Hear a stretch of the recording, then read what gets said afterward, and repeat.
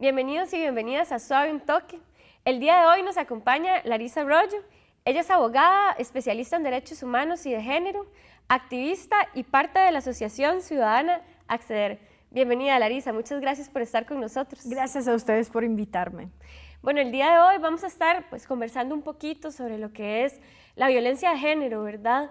Y el acoso callejero y el hostigamiento sexual, que ha sido un tema que se ha venido desarrollando en estos días, tanto en los medios de comunicación como en las redes sociales. Y para empezar, yo creo que deberíamos discutir qué es el machismo, ¿verdad? Porque es como una palabra que se usa a veces incluso como hasta muletilla, ¿verdad? Que el machismo y el patriarcado, ¿de qué hablamos cuando hablamos de machismo? Bueno, yo creo que tenemos que empezar recordando que nuestra sociedad tiene una forma de organización en donde le da un mayor valor a lo masculino y por lo tanto le da mayor poder, por supuesto, a los hombres y a las mujeres nos deja muchas veces relegadas a roles y estereotipos de género, ¿verdad? Sabemos que desde el tema de cuido, ¿verdad? Que somos bondadosas, dedicadas, sensibles, emocionales, y el otro lado, por supuesto, a los hombres con otras cualidades de liderazgos, poderosos, atrevidos, y esto desde que nacemos. No tenemos ni siquiera personalidad y ya nos dijeron cómo teníamos que ser, ¿verdad? Es a partir, digamos, de esa estructura y de esa organización social, que es algo que ha venido históricamente construyéndose y reforzándose, además, ¿verdad?, que encontramos diferentes manifestaciones, no solo el machismo, sino también el sexismo, la misoginia, y bueno, podríamos entrar en una definición de cada una de ellas, pero creo que lo más importante es entender eso, que estamos en una sociedad en donde se dan valores distintos a lo femenino y a lo masculino, y que por lo tanto hombres y mujeres, aunque somos iguales en derechos, en la realidad, en la práctica, no somos iguales. Bueno, entonces a partir de esta construcción social, ¿verdad?, que empieza a hacerse, ¿en qué momento es que termina convirtiéndose en violencia?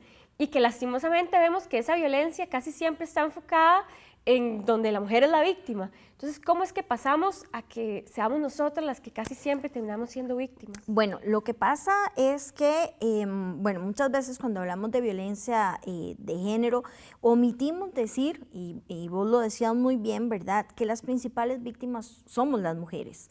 En esa imposición de roles y estereotipos, pues no solo hay una afectación a las mujeres, también a los hombres, desde por qué no pueden llorar, desde por qué no pueden tener una muñeca para cuidar, ¿verdad? O sea, todos esos estereotipos que vemos, que sean fuertes, que aguanten, que sean proveedores, eso es una afectación, por supuesto, a los niños, a los adolescentes y a los hombres. No obstante, las mayores consecuencias, el mayor peso lo llevamos las mujeres. ¿Por qué? Porque, bueno, somos las principales víctimas, por ejemplo, de violencia sexual, somos quienes recibimos ese proceso de ser objetivizadas, de ser sexualizadas en los medios de comunicación, en la publicidad, en el arte, en la cultura, en la calle, en la educación, ¿verdad? Y es muy importante no solo hablar, digamos, de lo que ocurre fuera, sino de lo que nos ocurre dentro.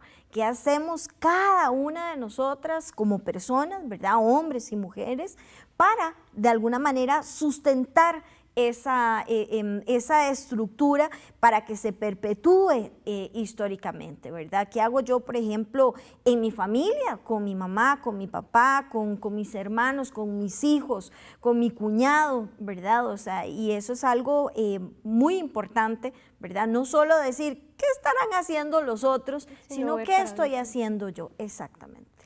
¿Y cuáles pueden ser, a tu criterio, ¿verdad?, las principales fuentes a través de las cuales nosotros vamos adquiriendo todos estos pequeños micromachismos que adquirimos en nuestra vida diaria, desde como por ejemplo cuando pasa algo malo y uno dice, qué madre, ¿verdad? Entonces, ¿cuáles son esos espacios principales a través de los cuales nosotros adquirimos estos estereotipos. ¿Cuáles son esos espacios? Todos, todos, porque realmente la formación, la educación que recibimos en esa diferenciación entre lo femenino y lo masculino, bueno, desde los juguetes, ¿verdad?, que nos dan, ¿verdad?, la escuela, la iglesia, la familia, las amistades, el barrio, el Estado, los medios de comunicación, todo viene, ¿verdad?, de alguna manera en una misma línea. Por eso es que es tan difícil algunas veces poner el dedo en la llaga y decir, hey, qué raro, ¿por qué no hay mujeres en los puestos de decisión? Y decimos, es que no aplican o no les gusta o cualquier otra razón y no vemos lo que hay detrás porque hemos naturalizado, por así decirlo, ese proceso que viene, por supuesto, desde que somos niñas que nos dicen, cuide la muñeca, usted va a ser mamá, qué bonito, tenés novio y tenés 3 años, tenés 3 años y te están hablando de novio, ¿verdad? Y por otro lado, por supuesto, y aquí es muy importante porque ya venimos al tema como de violencia sexual, cómo no terminamos de reconocer a las mujeres como sujetas de derechos, pero tampoco a los niños y las niñas, ¿verdad? O sea, para algunas cosas le reconocemos derechos, sí, por supuesto, ¿verdad? El derecho a ser feliz, a la educación y demás, pero ¿qué pasa, por ejemplo, si un niño o una niña decide, qué sé yo, que no quiere llevar clases de fútbol, que quiere de ballet? Y el papá o la mamá le dice, ¿qué vas a hacer, verdad? Entonces, ahí es donde nos enfrentamos a un problema muy grande, ¿verdad? El hecho de los roles estereotipos implican necesariamente el no reconocimiento de las mujeres como ciudadanas, como sujetas de derechos, con igual valor que los hombres. Claro, es casi como ponerlos como meros objetos y a partir de eso, pues, construir sus supuestos derechos. Me gustaría que, pues, tal vez ahondáramos un poquito más en 2 grandes ejes que vos tocás dentro de lo que decís, y es por un lado el tema de la educación, ¿verdad? Cómo la educación viene a ser, pues, un pilar fundamental en nuestra construcción de quiénes somos, y por otro lado el papel de la religión y pues de la iglesia en este caso. Entonces, empecemos tal vez como por la educación, ¿verdad? Y que ahorita ha estado muy en boga, a mis hijos los educo yo.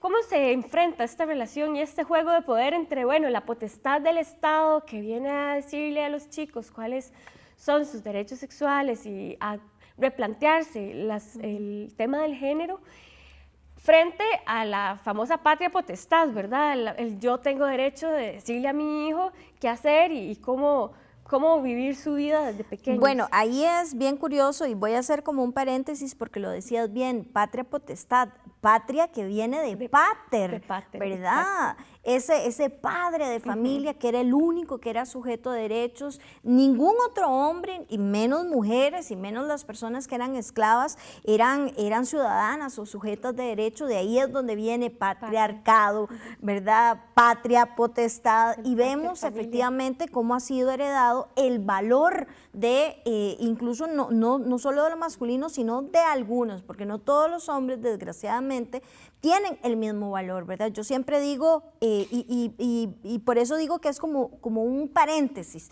porque no es lo mismo ser, por ejemplo, un hombre gay, afrocostarricense, con una discapacidad de una zona rural, que un hombre blanco, profesional, sin discapacidad, heterosexual, ojalá con plata y guapo, ¿verdad? Claramente esos 2 hombres no tienen el mismo valor para la sociedad, aunque, insisto, son iguales en derechos, en la práctica no lo son, ¿verdad? No obstante, volviendo, digamos, al tema de la educación, para mí es muy importante que veamos que la iglesia no existe solita, es decir, no hay una iglesia. Deberíamos hablar de iglesias, pero desgraciadamente en Costa Rica, por ser un estado confesional, le hemos otorgado un poder constitucionalmente, ¿verdad?, a una iglesia en particular, ¿verdad? ¿Cómo sería la católica, apostólica y romana? Porque eso es lo que establece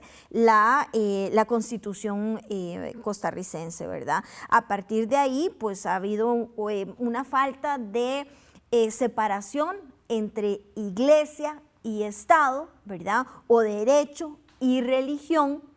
Y eso es lo que ha venido de alguna manera a que la Iglesia pueda tener una posibilidad de interferir en los asuntos de Estado con un poder que nadie más tiene, ¿verdad? Y por supuesto a reproducir roles estereotipos que contravienen los derechos humanos, particularmente de las mujeres, pero también en contra de otras minorías, y cuando digo minorías de poder, no minorías de cantidad, porque correcto, las mujeres también somos minoría, pero podríamos ser incluso mayoría en números, pero en temas de poder claramente estamos en minoría, ¿verdad?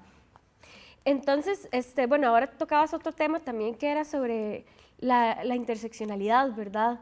La construcción del feminismo desde un punto de vista donde no solo le damos derechos a la mujer de clase media, media alta o alta, blanca además, sino a todo tipo de mujer. ¿Cómo construir un feminismo y una construcción de lo que significa ser mujer, tomando cuenta todos estos detalles y diferencias y la diversidad tan rica también y que por dicha tenemos dentro de un país como lo es Costa Rica? ¿Cómo construir esa concepción? Bueno, ahí primero tendríamos que definir lo que es feminismo, por aquello de que no haya equivocaciones, ¿verdad? El feminismo lo que plantea, digamos, básicamente es ese reconocimiento de la igualdad entre hombres y mujeres, pero no solo entre hombres y mujeres tal cual, sino ese reconocimiento de esas diversidades, de esas pluralidades, ¿verdad? Yo insisto, no, yo como mujer blanca, profesional, abogada, por supuesto que tengo privilegios que no tienen otras mujeres que son jóvenes, que son indígenas, que son rurales, ¿verdad? O sea, claramente y lo tenemos que reconocer como tal. Pero sin duda alguna, el feminismo lo que plantea es eso, es la búsqueda de la igualdad para todas las personas, partiendo de que hay relaciones de poder entre hombres y mujeres y otro tipo de relaciones, ¿verdad? Por ejemplo, en cuanto al tema de raza y etnia. Realmente a una le parece que eso debería ser algo que todas las personas deberíamos incorporar, pero por alguna razón las críticas que se le hacen al feminismo es que queremos reproducir lo que hemos vivido y no puede ser más lejos, ¿verdad?, de la realidad. O que queremos ser superiores también. Queremos ser superiores y hacerles vivir esa tortura que nos han hecho vivir, ¿verdad? O sea, la vivencia como mujer claramente es muy diferente a la vivencia de un hombre. Desde que somos niñas, adolescentes, salir a la calle, vivir acoso sexual, que una ya casi lo naturaliza, ¿verdad? O sea, lo vive tanto que es como, bueno, no, por eso no voy a protestar, o ya, o sea, ¿verdad? Incluso vemos críticas muchas veces de, ay, tan exageradas, si solo le gritaron algo, ¿verdad? El piropo, solo le dijeron un piropo. Solo le dijeron un piropo, si a mí me dicen eso todo el tiempo. Nos hemos acostumbrado tanto a la violencia que realmente la hemos naturalizado, básicamente, ¿verdad? Parte de lo que mencionabas ahora sobre estas diferencias que pues existen claramente en la sociedad y sobre todo en las relaciones de poder, pues hablamos entonces de las medidas afirmativas, ¿verdad? Las acciones afirmativas, la discriminación positiva, y se le ha denominado de diferentes formas. ¿Qué significan estas acciones y cómo tal vez que no sobrepasen un límite donde más bien intentando dar una acción afirmativa te termino discriminando? Entonces, ¿dónde está ese límite? Bueno, tenemos que entender qué es la discriminación, ¿verdad? La discriminación es básicamente un trato diferenciado, no justificado, ¿verdad? Que no tiene una razón de ser, por así decirlo. Es decir, pensemos, qué sé yo, el tema de paridad que ha estado tan en boga, ¿verdad? Que no, que por qué vamos a poner una mujer solo por ser mujer. Bueno, porque tenemos que entender que precisamente la estructura social, cultural, política, económica en que vivimos ha hecho que las mujeres no participen en los procesos, por ejemplo, políticos, ¿verdad? Bueno, desde ser mamá, sí, bueno, ser mamá ya significa tener 9 meses de molestias para ponerlo menos en el cuerpo y unos cuantos años más si tenés que dar de mamar, no dormir, todo eso, y la recarga ha sido para las mujeres, porque la mujer buena es la sacrificada, la que se realiza cuando es mamá, etcétera, ¿verdad? Y ese costo en tiempo, en energía, no lo tomamos en cuenta a la hora de calcular cuántas personas llegan, ¿verdad? Y yo siempre pongo un ejemplo, vayamos a la Asamblea Legislativa, al salón de, bueno, cualquiera de los dos salones, el de expresidentes, ¿verdad? O el de beneméritos. Expresidentes ni se los voy a decir porque ya lo saben, pero en el salón de beneméritos hay más instituciones beneméritas que mujeres. Entonces, ¿qué será? Que no estamos presentes o que no hemos sido reconocidas, ¿verdad? Con respecto al tema de acciones afirmativas y el tema de discriminación, precisamente tenemos que entender que esas acciones afirmativas hacen reconocimiento de esa situación histórica, ¿verdad?, que hemos vivido las mujeres. Y la paridad es una acción afirmativa, es decir, bueno, resulta que no hay tantas mujeres que se postulan, no hay tantas mujeres que aplican. ¿Por qué no aplican? No, tenemos que poner una barrera y lo ideal es que no exista la paridad, o más bien que no exista la necesidad de paridad. Pero mientras tenemos en los supremos poderes de la República cabezas que son únicamente hombres, ¿verdad? Y lo vemos en el Poder Judicial, que es como una pirámide, hay un montón de mujeres juezas, pero están en la base y conforme usted va subiendo, van reduciéndose. Entonces, preguntarnos, ¿por qué ocurre eso? ¿Y qué es lo que tenemos que hacer para que eso deje de ocurrir, ¿verdad? No es que las mujeres no tenemos interés, va muchísimo más allá de eso, ¿verdad? Desde el miedo de aplicar, porque nos dicen, vea, sea prudente, no sea atrevida, eso es lo que nos enseñan a las mujeres. A los hombres es más bien como, sí, papito, usted puede, vaya adelante, pégale al chiquito, ¿verdad? Es como, claramente hay una socialización que determina eventualmente la edad adulta.